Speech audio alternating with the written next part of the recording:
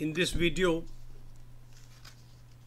I narrate the story of Kusha and Love coming to Rama's court to recite the Ramayana as written by Valmiki.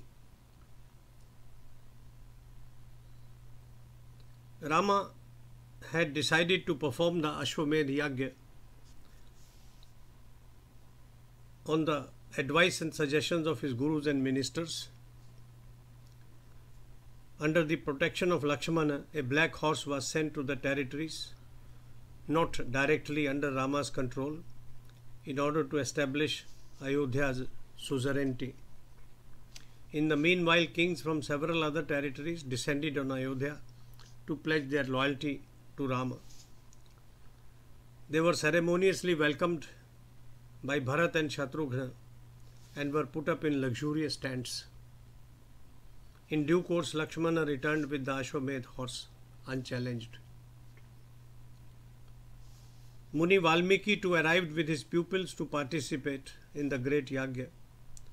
Comfortable and pretty cottages made of leaves and grasses were erected for him and his companions near the residences of other rishis. Several carriages full of grain and other goods were stationed near his cottage. These were loaded with excellent fruit, roots and vegetables.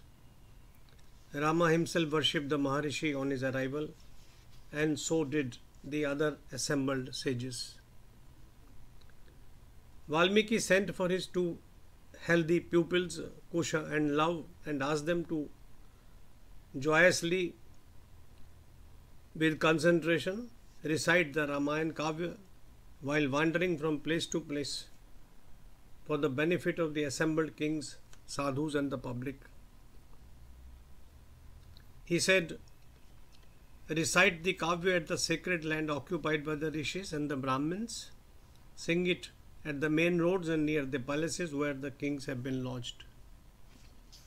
In particular, recite the Ramayana in front of the palace of Ramachandra, standing in front of the massive gates where Brahmins are busy with the Yagya rituals and where the priests are performing sacrifice. All along the roads grow the fruit trees bearing delicious fruit. Pluck a few and enjoy them when hungry. Taking these tasty and nourishing fruit, you will never get tired. Taking the fruit will not hurt your throat or the sweetness of the melody. Behave with humility if Maharaja Ram sends for you to listen to your song. I have taught you the Ramayana chapters with different numbers of shlokas. You may sing 20 chapters at one go every day in your trained voice. Do not covet any wealth. Of what use is money to the ashrama inmates subsisting on fruit and vegetables? If the king asks you about your parentage, just tell him that you are the pupils of Maharishi Valmiki. Both of you may sing to the accompaniment of veena and in tune with each other. Rest assured of your success. Start at the beginning. You must not say anything that insults the king at any point.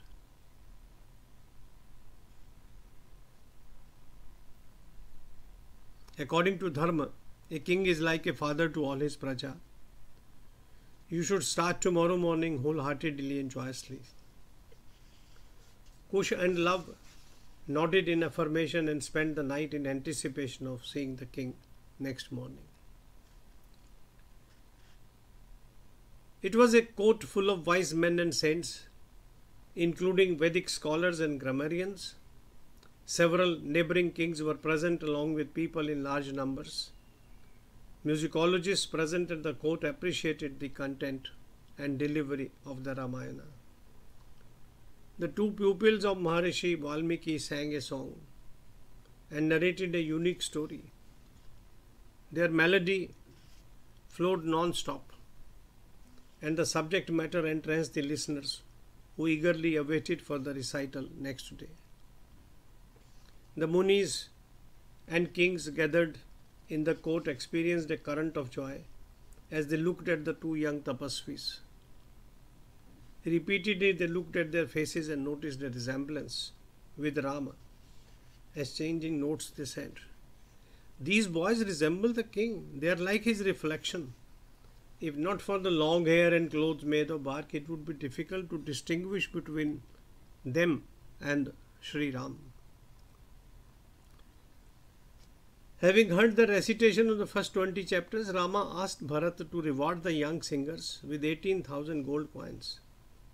He further desired that the young men be provided with whatever else they asked for.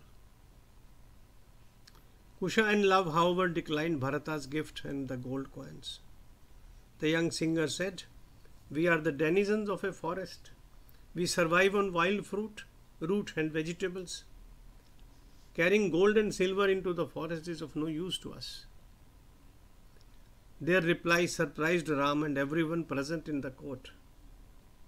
It excited everyone's curiosity about their identity.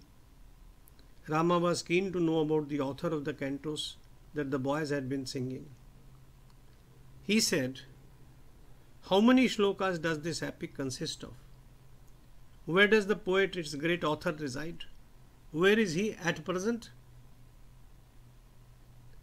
The young tapasvis replied, "Maharaja, the epic poem that narrates the events of your life in totality has been authored by Maharishi Valmiki and he is present in the Yagashala at present. The poem consists of 24,000 shlokas divided into 6 cantos and 500 chapters. Our Guru, Maharishi Valmiki, is the sole author of the epic narrating the great events of your life. He has now added Uttarakhand narrating the events after you banished your queen. O great charioteer, O mighty king, in case you decide to listen to the entire epic, kindly spare some time after the yagya is over to listen to it in its entirety, in the company of your brothers." Rama agreed to this suggestion. Daily, Rama, surrounded by the rishis, kings, Vanaras and others, listened to Kusha and Love reciting their Ramayana. He learned that Kusha and Love, who narrated the story, were his sons, born as twins to Sita. At this, he summoned a few wise messengers and sent a message to Maharishi Valmiki. We will continue with the rest of the story in the next video.